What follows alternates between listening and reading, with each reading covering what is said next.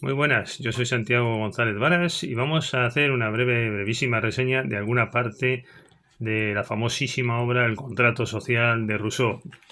Bueno, esta es una obra clave y decisiva para el mundo contemporáneo, lo cual desde mi punto de vista no significa necesariamente que sea positivo.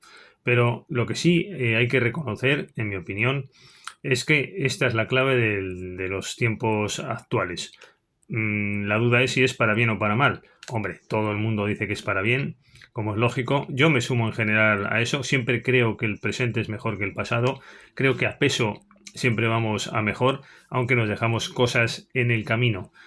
Y bueno, la idea que a mí me llama más la atención de este libro, a pesar de que empieza hablando precisamente de lo famosísimo pacto social, aquí al comienzo del libro, en el libro primero, como digo, el pacto social, después pasa a hablar de la esclavitud, eh, bueno, la necesidad de retroceder a una convención primitiva, todo esto es muy famoso, el soberano, pero yo lo que quiero aquí sobre todo exponer brevemente es el tema de la soberanía popular.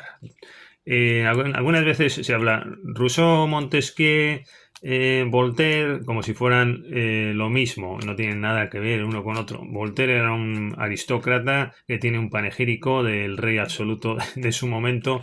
Montesquieu hace una referencia de pasada al principio de separación de poderes y bueno, pero es en definitiva otro contexto distinto a este. Y aquí, sin embargo, estamos ante un genuino demócrata, ante una persona que sí que anticipó todo lo que viene, incluso diríamos para muchos en clave de muy de izquierdas, pero también no necesariamente, sino simplemente la idea de soberanía popular como un gran logro del presente. Pues aquí tenemos un impulsor decidido de la soberanía popular. Vamos a leer algún párrafo, pero antes querría relacionar precisamente esta idea. A mí me parece que es la noción clave del presente, la soberanía popular, es lo que define las sociedades actuales contemporáneas y por eso lo considero tan importante a este pensador, ¿no?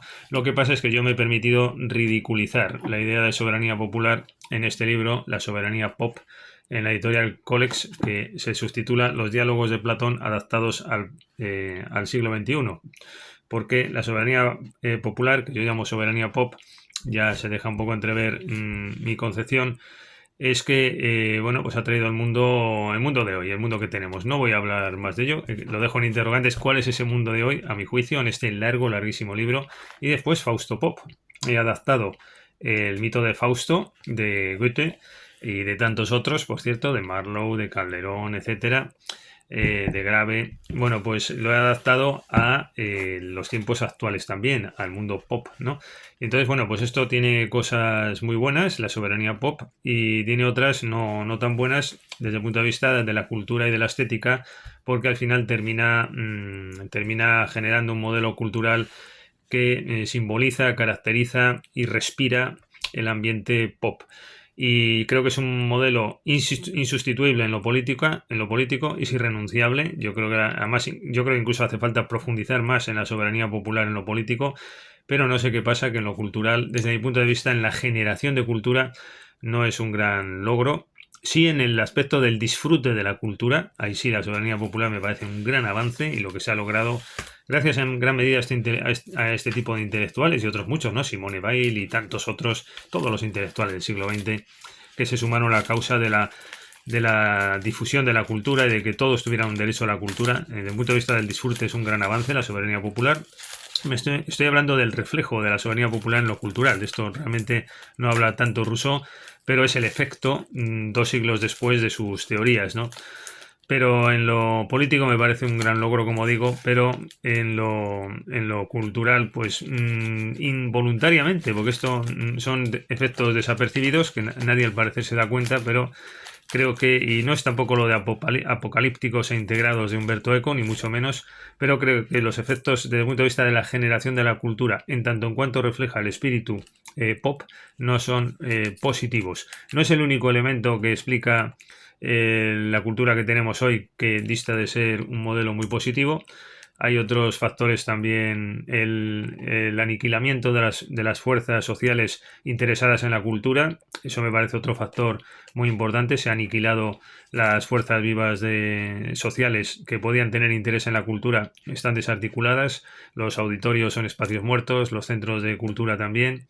Y después el tercer factor que produce el modelo cultural del presente, que es muy bueno en muchas cosas, pero no tan bueno en otras, es la contracultura ideológica y poner la cultura al servicio de posiciones políticas determinadas que han acaparado la cultura, y que esto se ha convertido en un mercadillo de encargos de todas esas personas que se han acaparado la cultura, que piensan que es suya, y que, por ejemplo, pues un profesor de derecho o de química pues no se puede dedicar a esto porque tienen que ser personas de una ocupación determinada, unos estudios determinados y de una ideología determinada. Esos son los tres factores, a mi juicio, claves, pero el primero de ellos sin duda es la soberanía pop. La soberanía popular es el caracterizador por antonomasia del modelo cultural del presente. Y por si faltaran referencias que sumo a estas dos, publicaré un ensayo próximamente, o eso espero, porque está un poco atascado en la editorial, sobre esto que estoy contando, un ensayo muy denso sobre los condicionantes de la soberanía popular en la cultura. Bueno, pues vamos a leer con esto un parrafito de la soberanía pop en Rousseau, que era un gran genio este hombre, era también músico y tenía pluriempleo intelectual.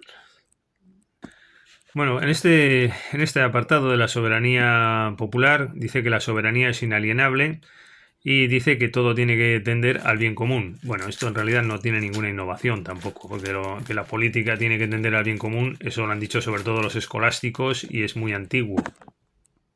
Pero si se sigue leyendo, aquí sí vienen las concepciones actuales de la soberanía popular. Por consiguiente, afirmo que y estamos hablando de la soberanía inalienable, primero. Dice, afirmo que siendo la soberanía únicamente el ejercicio de la voluntad general, aquí está clarísimo, es el ejercicio de la voluntad general, la soberanía, jamás deberá enajenarse, y que el soberano, que no es más que un ser colectivo, solo puede ser representado por él mismo. El poder se transmite, pero no la voluntad. El siguiente apartado se dedica a la soberanía como indivisible, y reitera que la voluntad es general en todo caso. Un texto representativo sería en este libro segundo. Por consiguiente, afirmo que siendo la soberanía únicamente el ejercicio de la voluntad general, jamás deberá enajenarse, y que el soberano no es más que un ser colectivo, solo puede ser representado por él mismo. El poder se transmite, pero no la voluntad. Es decir, el pueblo, actuando en su conjunto, es el depositario de la soberanía, actuando como un cuerpo colectivo, y desde luego muy lejos de otorgar ese poder al soberano, al monarca. Bueno, por tanto, un libro imprescindible. Esto sí que es un libro actual, para bien o para mal. Lo que pasa que yo mi opinión es todo lo que hay aquí, muchas cosas ya estaban dichas antes por la escolástica, que sería la parte buena del contrato social, y todo lo nuevo que aporta Rousseau, que es característico de nuestro tiempo, es precisamente lo poco negativo que tiene el presente. Bueno, en definitiva, una obra, eso sí, importantísima. Está publicado en la editorial Mateu como curiosidad. Es un libro que adquirí cuando tenía 14 años y lo tengo subrayado desde entonces, y ahora pues no he tenido ganas de releerlo a fondo, lo confieso, pero sí de destacar esta idea de la soberanía popular, etcétera, etcétera. Pues nada, hasta la próxima ocasión, muchas gracias.